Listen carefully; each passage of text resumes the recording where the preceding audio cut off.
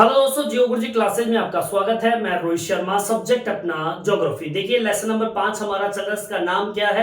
खनिज एवं सेल। ठीक है, सामने लेसन का नाम है। देखिए इस लेसन के अंदर जो हम टॉपिक पढ़ रहे थे वो टॉपिक है सेल के प्रकार, जिसमें मैंने आपको पिछले वीडियो के अंदर कुछ सेलों का वर्णन भी करवाया था। देखिए यहाँ पर सेलों के प्रकार के अंदर जो मुख्य बिंदु है वो है आग्नेय सेल, अवसादी सेल और कायंत्रित सेल। पिछले वीडियो में हम जाते हैं तो मैंने आपको आग्नेय सेल और अवसादी सेल के बारे में बता दिया था। इग्नियस और सेडिमेंट्री सेल जो थी उसके बारे में बहुत बढ़िया तरीके से उसको एक्सप्लेन किया है, पिछले वीडियो में आप जाकर देख सकते हैं। आज हम बात करते हैं कायंत्रित सेल, जिसको हम बोलते हैं रूपांतरित सेल के नाम से भी इसको जानते हैं। मतलब अपने रूप में परिवर्तन करना, या कहें कि किसी कारण से अपने स्वरूप में परिवर्तन लाना, यही कहलाती है कायंत्रित सेल की विशेषता। तो यहां पर ऐसे लिख सकते हैं अपन, क्या कायंत्रित का अर्थ। अब कायंत्रित का अर्थ क्या है? आप लिख दीजिए स्वरूप में परिवर्तन। ठीक है, स्वरूप में परिवर्तन कायंत्रित का अर्थ है। ये अपने स्वरूप, अपनी आकृति के अंदर जो परिवर्तन लाए, उस परिवर्तन से जो चट्टान बनती है उसको हम कायंत्रित सेल के नाम से जानते हैं। अब यहां पर बात चल रही है स्वरूप में परिवर्तन की। ठीक है, ठीक है। कायंत्रित का मतलब क्या होता है? स्वरूप में परिवर्तन। अब ये परिवर्तन होता कैसे है, और इस परिवर्तन के बाद में आपकी सेल बन जाती है और वो सेल कहलाती है कायंत्रित सेल। ठीक है, मतलब ऐसा कौन सा प्रभाव होता है या ऐसी कौन सी क्रिया होती है जिसकी वजह से सेल तैयार होती है, वो कायंत्रित सेल कहलाती है। और ये एक स्वरूप में परिवर्तन की वजह से ये सेल बनती है। तो आपको मैं बता दूं, इसमें कुछ प्रक्रियाएं होती है, जैसे कि दबाव की। पहली चीज, जब किसी चट्टान के ऊपर दबाव पड़ता है, यहां पर एक शब्द आता है आयतन और एक शब्द आता है तापमान। देखिए ये तीनों चीजें जब किसी अवसाद पर या फिर किसी चट्टान के ऊपर गिरता है, तापमान भी उस चट्टान को मिल रही है, उसको दबाव भी पड़ रहा है, और आयतन मतलब उसके आयतन में फैलाव हो रहा है। मतलब इसको हम कह सकते हैं पी वी और टी, पीवीटी। ठीक है, आगे बात समझ में। मतलब ताप, आयतन और तापमान, सॉरी ताप, दाब, आयतन और तापमान, पीवीटी, ये एक ऐसी प्रक्रिया है जिसके फलस्वरूप इस कायंत्रित सेल का निर्माण होता है। आप सपोज कीजिए आपकी ये चट्टान है और इस चट्टान के ऊपर दबाव पड़ रहा है, दबाव ऊपरी सेलों का। ठीक है, जब ऊपरी सेलों का दबाव इस निचली सेलों पर गिरता है तो आपकी कायंत्रित सेल का निर्माण होता है। इसके अलावा तापमान और इसके अलावा आयतन, ये तीनों प्रक्रियाएं जब एक साथ एक समय में होती है तब आपके एक सेल का निर्माण होता है, जिसे हम बोलते हैं कायंत्रित सेल। ठीक है, इस प्रकार से। मतलब आपको ये याद रखना, आपसे क्वेश्चन पूछ लिया जाए कि भाई कायंत्रित सेल का निर्माण किस प्रकार से होता है, तो आपको सीधी सी बात है, एक छोटी सी परिभाषा आपको लिखनी है। मैं लिख देता हूं, देखिए क्या परिभाषा लिखनी है। अब देखिए इसमें लिखना आपको दाब, आयतन व तापमान। ठीक है, दाब, आयतन व तापमान में परिवर्तन की प्रक्रिया में परिवर्तन की प्रक्रिया के फल स्वरूप, ठीक है, जिस सेल का निर्माण होता है उसे कायंत्रित सेल कहते हैं। ठीक है, मतलब इसकी इतनी सी परिभाषा है। क्या परिभाषा है? कि दबाव पड़े, आयतन में फैलाव और तापमान, मतलब ताप, दाब और आयतन में जो भी परिवर्तन होते हैं, मतलब ये किसी चट्टान पर दबाव पड़ रहा है, किसी चट्टान पर तापमान पड़ रहा है, तो बेशक उसके चट्टान का आयतन में परिवर्तन जरूर होगा, वो फैलता है। जिसकी वजह से, उस परिवर्तन की वजह से, इस प्रक्रिया की वजह से एक चट्टान बनती है, उसको हम कहते हैं कायांतरित सेल। समझ में आई बात? आप इसको इस प्रकार से शॉर्ट लैंग्वेज में आप ये लिख सकते हैं, यह सेल, ठीक है, यह सेल दाब, आयतन व तापमान, ये सिंपल सी लाइन लिख रहा हूं मैं, यह सेल दाब, आयतन, तापमान P V T के परिवर्तन के कारण बनती है। बस इतनी सी लाइन आपको लिखनी है कि किसी भी चट्टान के ऊपर जब प्रेशर पड़ता है, तापमान में परिवर्तन होता है, दबाव में परिवर्तन होता है, और उसके फैलाव, आयतन में जो भी बदलाव आता है, उससे जो भी चट्टान बनती है उसे हम क्या नाम देते हैं? कायांतरित सेल का नाम देते हैं। अब इसमें एक लाइन आप और जोड़ सकते हैं, क्या? कि जब विवर्तनिक प्रक्रिया का मतलब क्या होता है? विवर्तनिक प्रक्रिया का मतलब होता है हलचल होना। किसी भी चट्टान के अंदर जब किसी भी प्रकार की हलचल या मूवमेंट होती है, जैसे कि आप किसी चट्टान के अंदर भूकंप जैसी प्रक्रिया हो या फिर प्लेटों का खिसकना हो, ठीक है, ऐसी जब प्रक्रिया होती है तो आपके कायांतरित सेल का भी निर्माण होता है। देखिए इसको किस प्रकार से एक्सप्लेन करना है, लिखना क्या है, जब विवर्तनिकी, अब यहां पर मैं लिख देता हूं, विवर्तनिकी का मतलब होता है हलचल होना, ठीक है, या फिर हम इसमें यह भी जोड़ सकते हैं प्लेटों का खिसकना, ठीक है। यहां पर विवर्तनिक शब्द का अर्थ बताया मैंने कि जब विवर्तनिक की प्रक्रिया मतलब हलचल की प्रक्रिया होती है या फिर प्लेट जब खिसक जाती है तो सेल क्या करती है, निचले स्तर पर बल पूर्वक दबाव डालती है, प्रेशर डालती है, जिससे होता क्या है, ऊपर की चट्टान जब नीचे वाली चट्टान पर प्रेशर डालेगी बलपूर्वक तो वो चट्टानें क्या होगी, खिसकेगी। मतलब ये विवर्तनिक प्रक्रिया जब होगी ना, तो विवर्तनिक प्रक्रिया से सेल नीचे के स्तर की ओर बलपूर्वक खिसक जाती है, ठीक है। अब यहां पर होगा क्या, नीचे वाली सेल पर क्या पड़ेगा, दबाव। अब आप पूछ रहे हो दबाव कहां से आया, ये दबाव इस तरीके से दूसरी चट्टानों पर पड़ता है, ठीक है।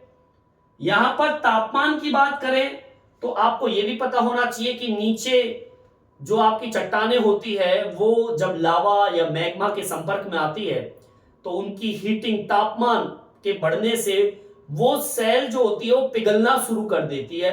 मतलब एक तो प्रेशर पड़ रहा है, दूसरे तापमान भी पड़ रहा है, दबाव भी पड़ रहा है और तापमान भी पड़ रहा है, तो इस तरीके से ताप की प्रक्रिया से उसके आयतन में जरूर परिवर्तन आएगा। अब जो ये प्रक्रिया चलती है उसको बोलते हैं कायांतरण की प्रक्रिया। कौन सी प्रक्रिया कहते हैं, कायांतरण की प्रक्रिया, ठीक है।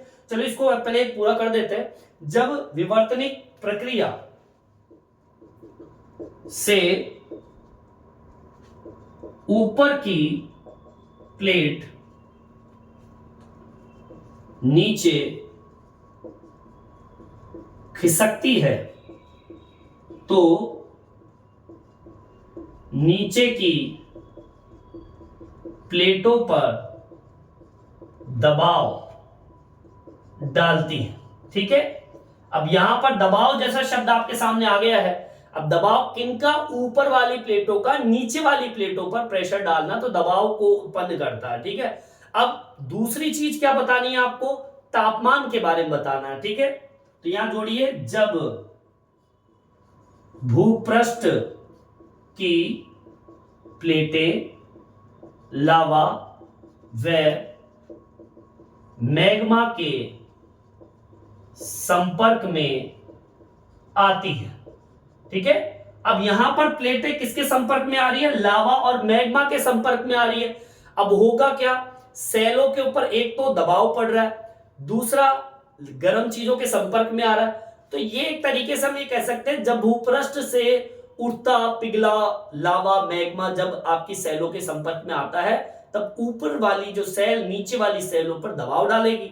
नीचे वाली सेलों पर दबाव जैसे ही पड़ता है तब कायांतरण होता है। यहां ध्यान रखना, कायांतरण की यही प्रक्रिया, यहां से कायांतरण की प्रक्रिया प्रारंभ हो जाती है। पहली जब विवर्तनिक होगी क्रिया तो ऊपर वाली प्लेट नीचे खिसक जाती है तो नीचे की प्लेटों पर दबाव डालती है।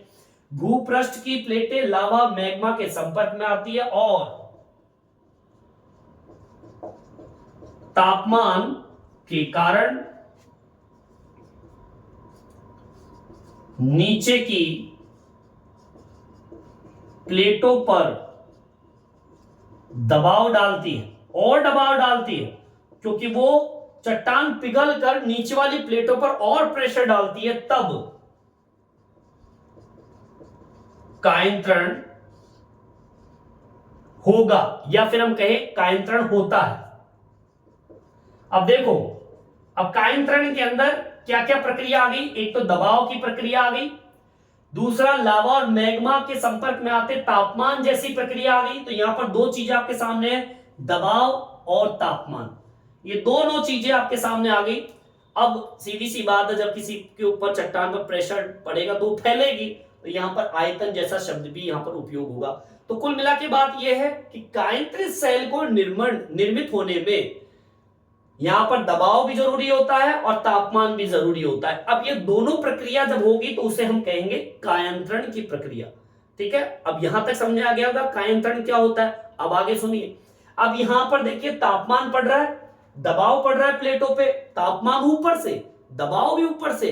तापमान जैसे जैसे बढ़ता जाता है तो सेल जो होती है वो पिघलना प्रारंभ कर देती है। ठीक है, सेल जो होती है पिघलना प्रारंभ कर देती है। जितनी भी चट्टानी कण होते हैं वो धीरे धीरे पिघल कर उनका पुनः क्रिस्टलीकरण होता है, मतलब वो पिघल जाती है और जितने भी खनिज होते हैं वो एक तरीके से मिक्स हो जाते हैं और सेलों में पदार्थों का पुनः संगठन होना, ये कायंत्रण की प्रक्रिया को प्रदर्शित करता है। मतलब ये, अब देखिए इसको मैं आगे बढ़ाऊंगा।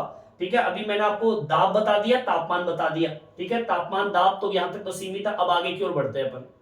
देखिए अभी मैंने क्या बताया आपको, इतनी सी बात बताई। देखो सबसे पहले तो मैंने क्या बताया, जब एक प्रक्रिया होती है विवर्तनी की प्रक्रिया। ठीक है, अब विवर्तनी प्रक्रिया मैंने बता दी हलचल। ठीक है, अब विवर्तनिक प्रक्रिया से हुआ क्या मैंने आपको बताया, विवर्तनिक प्रक्रिया से ऊपरी प्लेट नीचे की प्लेटों पर क्या डालती है, दबाव। ठीक है, अब यहां पर दबाव शब्द आ गया। अब इसमें आगे की ओर बढ़ते हैं, इसमें आगे की ओर बढ़ेंगे तो क्या, इसमें आगे की ओर बढ़ते हैं, दबाव आने के बाद में हुआ क्या आगे की ओर। दूसरी चीज मैंने क्या बताई आपको, लावा और मैग्मा की बात। चलिए इसको एक साथ जोड़ देते हैं, इसके अंदर आगे की ओर जोड़ते हैं। भाई जब विवर्तनी प्रक्रिया हुई, हलचल हुई, तो ऊपरी प्लेट नीचे वाली प्लेटों के ऊपर क्या डाल रही है, दबाव। अब इसमें दूसरी लाइन क्या जोड़ दी है मैंने, प्लेट जब गहराई में किसके संपर्क में आया, लावा और मैग्मा के संपर्क में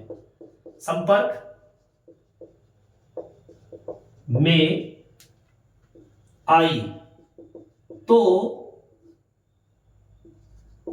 ऊपरी प्लेट और अधिक नीचे की प्लेटों पर दबाव डालती है। ठीक है, अब यहां पर प्लेट जब गहराई में लावा और मैग्मा के संपर्क में आई तो ऊपर वाली प्लेट और अधिक नीचे वाली प्लेटों पर दबाव डालती है। तो लावा और मैग्मा शब्द जो है तापमान को प्रदर्शित कर रहा है। किसको प्रदर्शित कर रहा है, तापमान को। ध्यान से सुनना, अब ये जो प्रक्रिया हो रही है ना, सारी की सारी प्रक्रिया, ये सारी की सारी प्रक्रिया कहलाती है कायंत्रण, जो अभी मैंने आपको बताया। समझ में आई बात। अब यहां पर जो कायंत्रण की प्रक्रिया जब हुई, ये जब प्रक्रिया हुई तो हुआ क्या, सुन लो। पहले तो प्लेट से प्लेट पर दबाव पड़ा।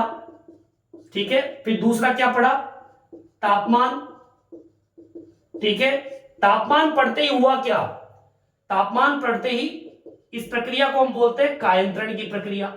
अब ये जो कायंत्रण की प्रक्रिया हुई है, ये कायंत्रण की प्रक्रिया जो कि प्लेट से प्लेट पर दबाव पड़ा और वो संपर्क में आती है प्लेट किसके, मैग्मा के और लावे के।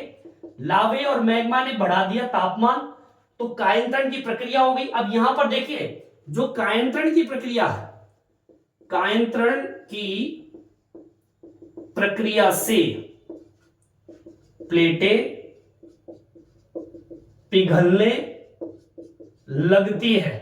मतलब ये कि जब तापमान हद से ज्यादा बढ़ जाएगा तो प्लेटें क्या होने लगी, पिघलने लगेगी ज्यादा। इस प्रक्रिया को बोलते हैं तब खनिजों का पुनः क्रिस्टलीकरण होगा। पुनः क्रिस्टलीकरण होगा मतलब ये कि आपकी सेलें पिघलकर फिर से सेल पदार्थों में संगठित होने लगेगी। भाई कहने का मतलब, अर्थात मैं लिख देता हूं, अर्थात पुनः खनिज सेल पदार्थ ठंडी होकर पुनः संगठित होने लगेगी। अब देखो इसका मतलब क्या है, ये कह रहा है कि प्लेट से प्लेट पर दबाव पड़ा, दबाव पड़ने के बाद में प्लेटें तापमान के संपर्क में आई। अब तापमान कहां से आया, मैग्मा और लावे से। अब दबाव और तापमान, ये जब प्रक्रिया किसी चट्टान पे होता है ये प्रक्रिया, तो उसको बोलते हैं कायंत्रण।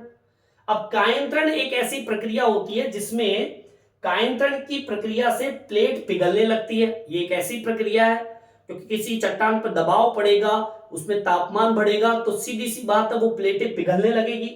तब खनिजों का पुनः क्रिस्टलीकरण होगा। मतलब एक बार चट्टान बन गई थी पहले, फिर वो फिर से पिघली, पिघलने के बाद में वो पुनः, फिर वो क्या कह रहा है, अर्थात पुनः खनिज सेल पदार्थों के अंदर ठंडी होकर, मतलब एक बार पिघली फिर ठंडी हुई और ठंडी होकर फिर से एक सेल पदार्थ के रूप में क्या हो गई, संगठित हो गई। अब संगठित हो गई तो इस प्रक्रिया को हम ये कह सकते हैं कायंत्रित सेल का नाम दे सकते हैं।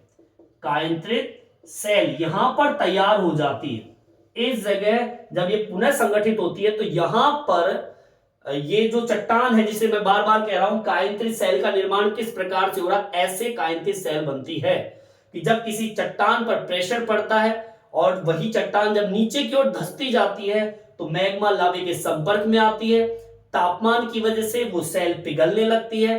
पिघलने के बाद में वही चट्टान का पुनः पिघलन के बाद में पुनः क्रिस्टलीकरण होता है, वो फिर से ठंडी होती है और सेल में परिवर्तित हो जाती है। इस प्रक्रिया से जो सेल बनेगी उसे हम कायंत्रित सेल के नाम से जानते हैं। बस इतनी सी बात आपको बतानी। अब इसमें और भी कई विशेषताओं का वर्णन आपको मैं बताऊंगा कि कायंत्रण जो हुआ है यहां पर, कायंत्रण ये भी कई प्रकार से होता है, ठीक है ना, उनके मैं प्रकारों का वर्णन करूंगा, आगे भी है। चलिए यहां तक आपके समझ में आ गया होगा भाई सेल बनती कैसे है, ठीक है, तो यहां तक आप उतार लीजिए। मतलब सीधी सी बात है, दाब, आयतन और दबाव, आयतन और तापमान, इन तीनों में जब परिवर्तन होता है तो एक नई सेल का निर्माण होता है जिसे हम बोलते हैं कायंत्रित सेल। अब आगे की ओर बढ़ते हैं, यहां तक आप उतार लीजिए। देखिए आगे की ओर बढ़ते हैं। अब आपको एक और बात बताना चाहूंगा यहां पर कि देखिए जब बिना, देखो अब इसमें दाब, आयतन और तापमान की वजह से यहां पर चट्टान बन रही है बिना किसी रासायनिक प्रक्रिया से। यहां पे कोई रासायनिक प्रक्रिया नहीं हो रही है, मतलब रासायनिक प्रक्रिया में टूटने, पिसने, दबने से इस सेल संगठित होती है, यहां पर कोई रासायनिक प्रक्रिया नहीं हो रही है। इसको आप मेंशन कर सकते हैं, ठीक है, बिना किसी रासायनिक प्रक्रिया के यह सेल बनती है यहां, ठीक है। यहां पर क्या हो रहा है, यहां पर टूटने, पिसने, दबने से सेल का गठन हो रहा है, ठीक है। यहां पर किसी प्रकार की रासायनिक प्रक्रिया नहीं हो रही है, ठीक है, मतलब बिना किसी रासायनिक प्रक्रिया की यह सेल बनती है। यहां क्या क्या हो रहा है, यहां पर दबाव पड़ रहा है, ठीक है, और टूटना, पहले दबाव पड़ा, टूटा, पिसना, ठीक है, और फिर एक जगह क्या हो जाना, संगठित हो जाना, ठीक है, पिसना, फिर दबना, व संगठित होना, कायंत्रित कहते हैं या कायंत्रित सेल कहते हैं। मतलब देखो यहाँ पे कौन कौन सी प्रक्रिया हो रही है, दबाव पड़ा, फिर टूटना, फिर पिसना, फिर दबना।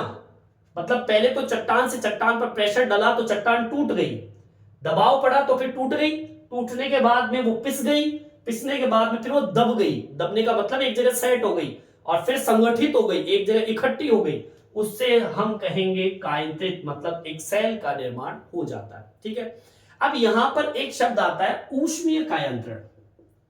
ऊष्मीय कायांतरण, अब देखो बार बार मतलब एक कहूंगा कि तापमान जो शब्द है ऊष्मा जिसे हम बोलते हैं, और कायांतरण तो आपको पता ही है कि कायांतरण कब हुआ, जब दबाव पड़ा, ठीक है, जब तापमान पड़ा, तो दोनों जब पड़ते हैं तो पुनः क्रिस्टलीकरण होता है, ये मैं आपको बार बार बता रहा हूं। तो यहां पर तापमान मतलब ऊष्मीय कायांतरण हो रहा है। कायांतरण शब्द का मतलब क्या बताया था आपको मैंने, कायांतरण का मतलब दाब, ताप और आयतन, ठीक है, या कहें कि दाब और आयतन दोनों से पुनः क्रिस्टलीकरण होना है, क्रिस्टलीकरण हो रहा है। अब यहां पर उस प्रक्रिया को हम कहते हैं ऊष्मीय कायांतरण। मतलब ऊष्मीय कायांतरण के कारण सेलों के पदार्थों में रासायनिक प्रक्रिया जो होती है वो तो है, और पुनः क्रिस्टलीकरण भी हो रहा है। मतलब यहां पर पुनः क्रिस्टलीकरण में कायांतरण, ऊष्मीय कायांतरण एक जिम्मेदार है, कहने का मतलब ये है। ठीक है, हम इसको मेंशन कर देंगे कि ऊष्मीय कायांतरण जब सेल पदार्थों में तापमान बढ़ता है, ठीक है, सेल पदार्थों में तापमान बढ़ता है तो पुनः क्रिस्टलीकरण होता है, जिसे ऊष्मीय कायांतरण कहते हैं। यहां पे ऊष्मीय कायांतरण इसलिए कहूंगा मैं, ऊष्मीय कायांतरण भी बोल सकते हो उसको, जैसे आपने अभी कायांतरण के बारे में बताया कि भाई ताप और दबाव जिससे एक सेल बनती है, तो उस प्रक्रिया को हम बोलते हैं ऊष्मीय, या कायांतरण बोला उस टाइम पे मैंने, लेकिन तापमान की वजह से ये प्रक्रिया होती है, इसको हम बोल देते हैं ऊष्मीय कायांतरण। ठीक है, अब यहां पे भी ऊष्मीय कायांतरण दो प्रकार के होते हैं। देखिए, ऊष्मीय कायांतरण के प्रकार। अब देखिए, ऊष्मीय कायांतरण जो कि पुनः क्रिस्टलीकरण में योगदान देता है, इसमें पहला कायांतरण जो आता है वो आता है संपर्क कायांतरण, ठीक है, और दूसरा जो कायांतरण आता है वो आता है प्रादेशिक कायांतरण। ठीक है, दो तरह के कायांतरण होते हैं, और कायांतरण शब्द में जो बार बार बताने की जरूरत नहीं है, कायांतरण शब्द का मतलब दाब, ताप से पिघलने से पुनः क्रिस्टलीकरण और फिर ठंडा होकर पुनः चट्टान बनना, ये कायांतरण होता है। और कायांतरण के अंदर उसे हम ऊष्मीय कायांतरण भी कह सकते हैं, क्योंकि तापमान की वजह से वो प्रक्रिया हो रही है। यहां पे ऊष्मीय कायांतरण को भी कितने भागों में बांट दिया, दो भागों में बांट दिया। अब चलिए, पहला भाग जो है वो है संपर्क कायांतरण। अब देखिए, संपर्क कायांतरण की बात करें तो सुनिए, संपर्क कायांतरण में सेल गर्म होती है, ऊपर आती है, ऊपर आते हुए लावा और के संपर्क में आकर उच्च तापमान के कारण सेल जो होते हैं, वो पदार्थ जो होते हैं उनका पुनः क्रिस्टलीकरण होता है। कहने का मतलब ये है, देखो इसे डायग्राम से समझ जाओगे, ये आपकी चट्टान है, नीचे बना है लावा, ठीक है, ये लावा है। अब यहां से तापमान, यहां से जब तापमान इन सेलों पर गिरता है तो इसका पुनः क्रिस्टलीकरण होना शुरू हो जाता है, मतलब इसको पिघलना शुरू हो जाता है, क्योंकि नीचे से जब हीट पड़ेगा। संपर्क कायांतरण में यह होता है कि जब भी कोई चट्टान लावे के संपर्क में आती है, समझना, संपर्क मतलब संपर्क कायांतरण में सेल जो होती है गर्म होकर मतलब लावा और मैग्मा के जैसे संपर्क में आती है तो उच्च तापमान के कारण वो पिघल जाती है, जिसे हम पुनः क्रिस्टलीकरण कहते हैं। मतलब पदार्थ का पिघलकर फिर ठंडा होके और चट्टान में परिवर्तित हो जाना, इसे हम कहेंगे संपर्क कायांतरण। मतलब इसमें केवल इतनी सी बात बताई है कि संपर्क कायांतरण क्या होता है, तो इतनी सी बात बतानी है तो इसमें लिख दीजिए, जब चट्टान लावा व मैग्मा के संपर्क में आती है, ठीक है, तो खनिज चट्टानों का पुनः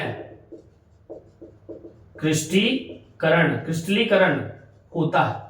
मतलब चट्टान रखी है, वो नीचे जाती है, लावे के संपर्क में आती है, तापमान से पिघलती है और पिघलते ही वो लिक्विड फॉर्म में चली जाती है। इस प्रक्रिया को हम कहेंगे संपर्क का, क्योंकि संपर्क की वजह से हुआ है, ये तापमान के संपर्क में है इसलिए संपर्क कायंत्रण हो गया। ठीक है, सेकंड नंबर पे आता है प्रादेशिक कायंत्रण।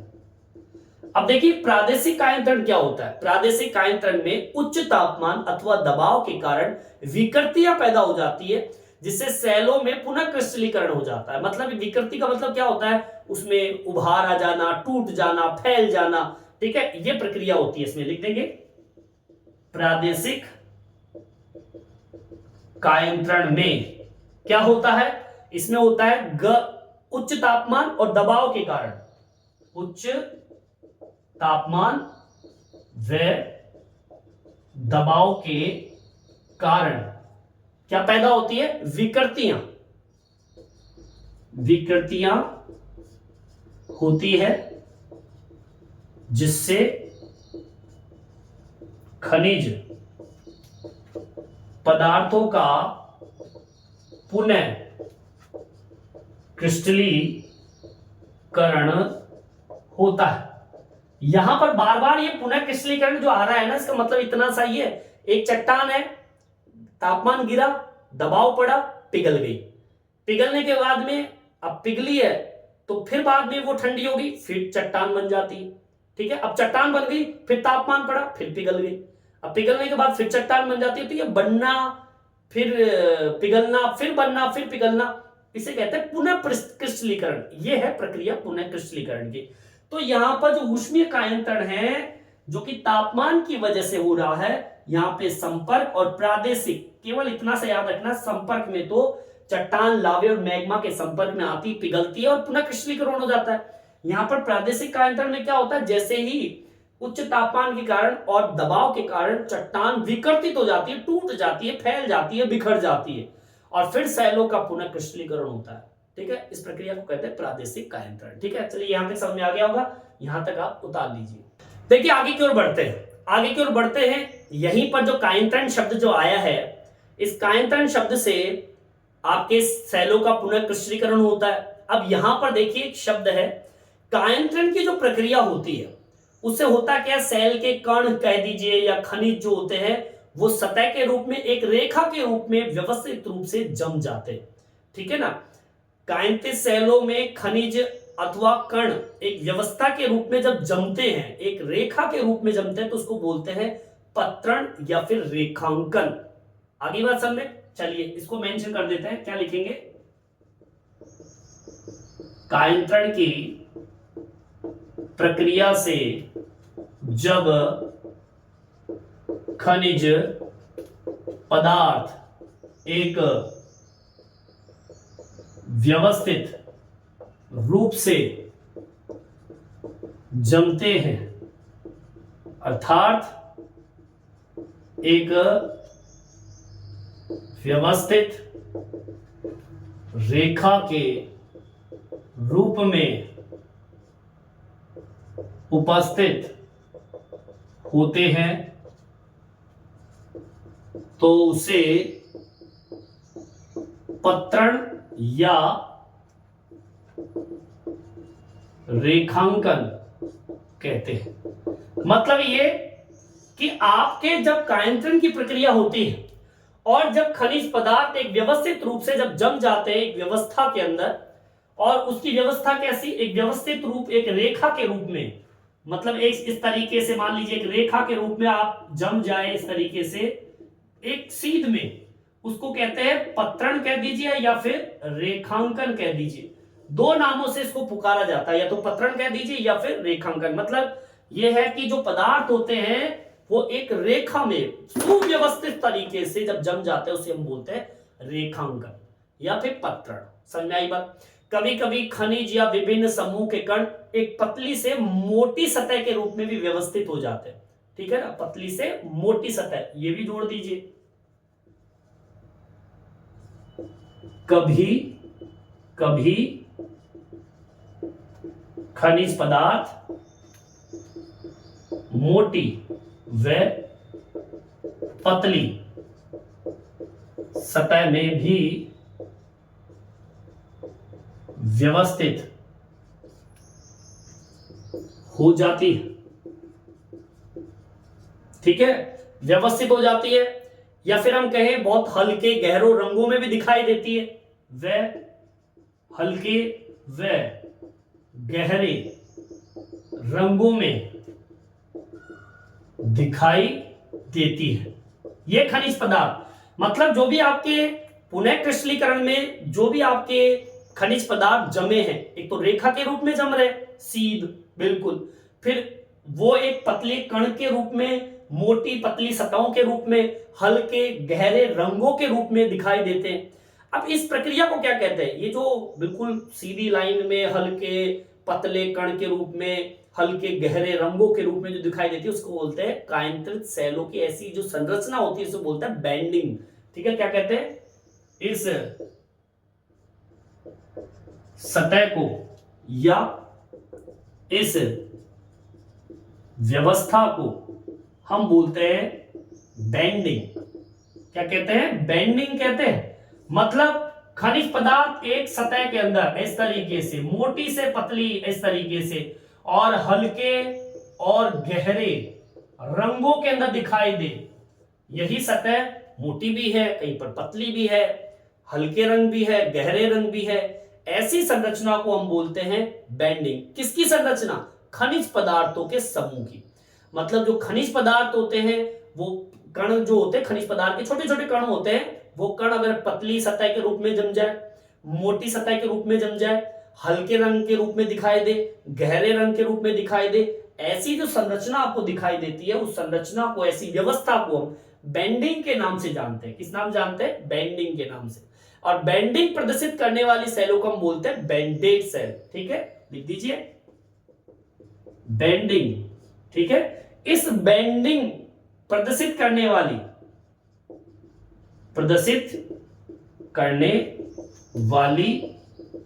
सतह को क्या बोलते हैं? बैंडेड कहते हैं। अब ये नाम है, इस सतह को तो बैंडिंग बोल दिया, और बैंडिंग प्रदर्शित करने वाली जो सेल कह दीजिए, सतह कह दीजिए, यहां पर सेल कह दीजिए, इन सेलों को, मतलब जो एक व्यवस्थित रूप से, एक तरीके से जो सतह जमी है, उसको हमने बैंडिंग का, उसी बैंडिंग सेल को हम बोलते हैं बैंडेड। किस नाम से जानते हैं? बैंडेड सेल के नाम से जानते हैं।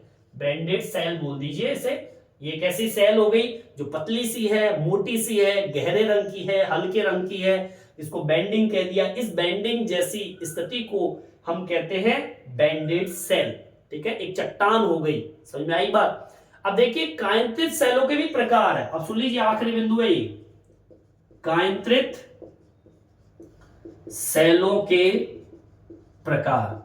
हमने अब तक सब सेलों के प्रकार पढ़े हैं अपन लोगों ने। जो लास्ट में एक छोटा सा टॉपिक है कि कायंत्रित सेल के प्रकार है। एक तो होता है पत्रित सेल, ठीक है, पत्रित सेल, और एक होता है अपत्रित सेल। समझ में आई बात? जो पत्रित सेल होती है, इस पत्रित सेल का उदाहरण सुन लीजिए। पत्रित सेल के उदाहरण के अंदर, और या फिर अपत्रित जो सेल होते हैं, इसके उदाहरण की अगर हम बात करें, मतलब ये दोनों सेलों के अंदर कौन कौन सी सेलें आती है, उदाहरण के तौर पे बात करें तो जैसे कि संगमरमर का नाम सुना होगा, संगमरमर। ये संगमरमर कायंत्रित सेल का ही उदाहरण है। क्वार्ट्ज, क्वार्ट्ज का नाम सुना होगा, ये भी कायंत्रित सेल का उदाहरण है। साइनाइड्स, ये भी कायंत्रित सेल का उदाहरण है। स्लेट, स्लेट का तो नाम सुना होगा, ये भी कायंत्रित सेल का उदाहरण है। सिस्ट, ये भी आपके कायंत्रित सेल का उदाहरण है। इसके अलावा पिटितास्मिया, ये भी आपके कायंत्रित सेल का उदाहरण है। समझ में आई बात?